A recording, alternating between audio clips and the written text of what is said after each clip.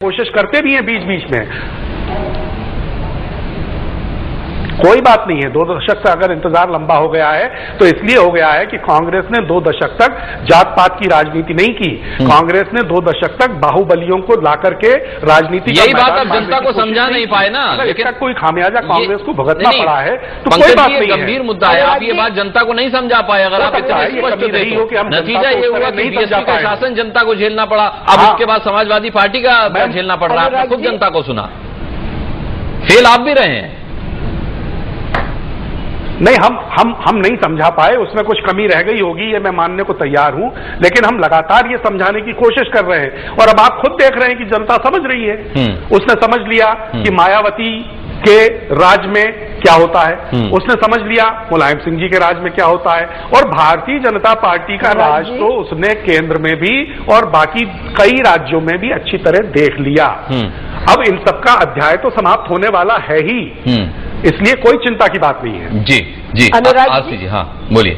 मैं ये कहना चाहूंगी, मुझे बहुत बीच बीच में इनके कॉन्फिडेंस पे बहुत हंसी भी आ रही है, हैरानी भी हो रही है। नरेश जी भी बहुत कॉन्फिडेंट थे। उत्तर प्रदेश के जो हालात हैं उन पे तो इनकी जो टिप्पणियां हैं वो हैं, लेकिन अपनी केंद्र सरकार की टिप्पणी ये कुछ नहीं करते। वो चर्चा हम फिर किसी दिन करेंगे। नहीं, बिल्कुल कुछ नहीं करेंगे।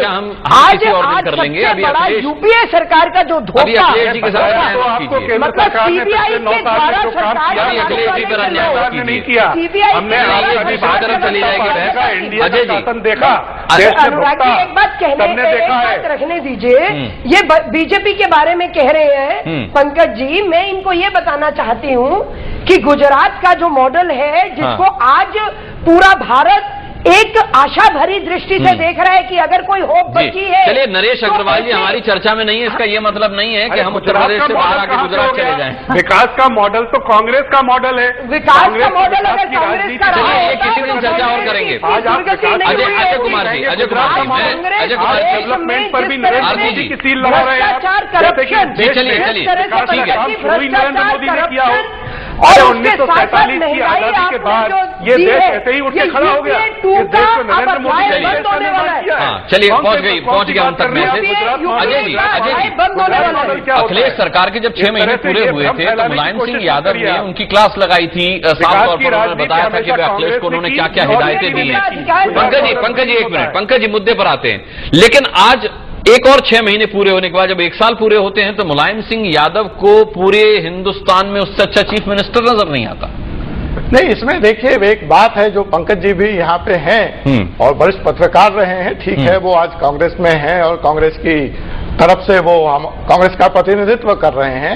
दिग्विजय सिंह ने एक बड़ा मौजूद सवाल कुछ दिन पहले उठाया था कि 2 पावर सेंटर्स, तो कहीं उत्तर प्रदेश में ये 2 पावर सेंटर्स के कारण तो अखिलेश असफल नहीं है, और मुलायम सिंह जी को ये लग रहा है कि आज की हालत में वो पूरा अधिकार या एकाधिकार वो अखिलेश को दे नहीं सकते।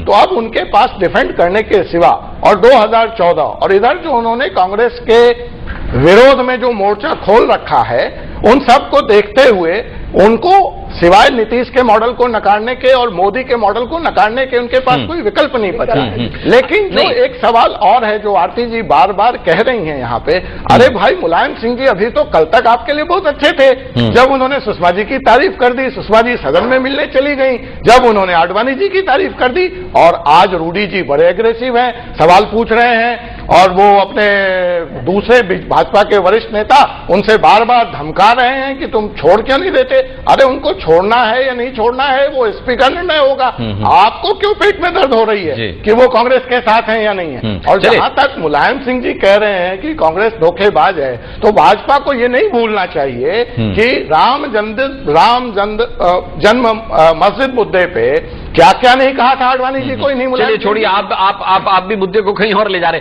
मैं अगर नरेश अग्रवाल होते उनसे ये बात पूछता कि क्या अखिलेश सरकार के फेल होने के पीछे अजय जी ये वजह है कि अखिलेश अपनी टीम नहीं बना पाए, चुनाव के शुरुआत में जो युवा टीम उनके साथ नजर आ रही थी वो अब राजनीति के पर्दे से गायब है। नहीं, मुझे जो मैंने 2 पावर सेंटर्स की बात की, कहीं कहीं जो आरती जी बार बार कह रही हैं, जो कांग्रेस को भी लगा अभी आकर के कि जब तक आप किसी भी व्यक्ति को किसी भी पद पे पूरा अधिकार नहीं देंगे, उसको काम करने की स्वतंत्रता नहीं देंगे, आप लोगों को रस्सियों से जकड़ देंगे और आप स्विमिंग पूल में धकेल देंगे और आप कहेंगे कि तैरे, तो शायद देश की यही स्थिति होगी। और राजनीतिक पार्टियां जनता के सिरे इसको डालकर नहीं बच सकती कि इसका फैसला जनता करेगी। अरे 5 साल का मैंडेट मिलता है, आपको विकास करना होता है, जनता तो फैसला कर ही देगी, लेकिन उस 5 साल के नुकसान की भरपाई कैसे होगी? हम दोष का ठीकरा चाहे किसी के सर मड़े, लेकिन देश आज स्वतंत्र हुए 65 साल से ऊपर हो चुके हैं, हम कहां पहुंचे हैं, यह एक बहुत बड़ा सवाल है। हमें नफरत नहीं थी अंग्रेजों की कौमी मूरत से, हमें नफरत नहीं थी अंग्रेजों की कौमी मूरत से, हमें नफरत थी उनके अंदाजे हुकूमत से। अगर अपनों की भी हुकूमत रहबर हो नहीं सकती तो हमें भी उनसे मोहब्बत हो नहीं सकती। चलिए मेरठ और रामपुर, ये अंदाज ठीक नहीं है कि आप विपक्षी पार्टियों को, कांग्रेस भाजपा को, भाजपा कांग्रेस को धोकर आप जनता को बरसों छलते रहे। बिल्कुल। चले रामपुर और मेरठ के लोगों का भी रिएक्शन देख लेते हैं अखिलेश सरकार के 1 साल के शासन पर। आज बेहतर कानून व्यवस्था नहीं है, लेकिन फिर भी कुछ सालों से कानून व्यवस्था में सुधार आया है। कानून व्यवस्था की पोजीशन रामपुर को मैं कहूँगा कुछ ठीक है। लड़कियां हो या औरतें हो, किसी को किसी एक्सपेक्टिंग पॉइंट ठीक नहीं चल रही है, इसकी व्यवस्था ही पूरी बिगड़ी हुई है, इसकी व्यवस्था बहुत बुरी चल रही है। कानून व्यवस्था महिलाओं के लिए तो बेकार ही हो चुकी है। कानून व्यवस्था को लेकर ये है कि हम किसी भी थाने में कहीं भी चले, किसी विभाग में चले जाएंगे तो बिना रिश्वत के, बिना पैसे के कोई काम नहीं होता है। जो पूरे यूपी की कानून व्यवस्था वही मेरठ की कानून व्यवस्था है। कानून व्यवस्था बहुत ठप हो चुकी है। चले पंकज शर्मा जी, आपसे मैं पूछना चाहूंगा कि केंद्र की राजनीति में इतना फोकस कर लिया है क्या मुलायम सिंह यादव ने अपने आप को कि उन्हें ये सब दिखाई नहीं दे रहा कि अखिलेश राज में क्या कुछ हो रहा है? मानते हैं आप इस चीज को?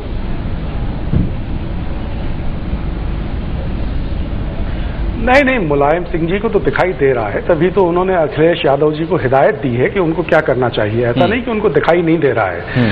अब क्या मजबूरियां हैं, 6 महीने पहले दी थी, उनकी पार्टी की मजबूरियां हैं, क्या है ये तो वो बेहतर जानते होंगे।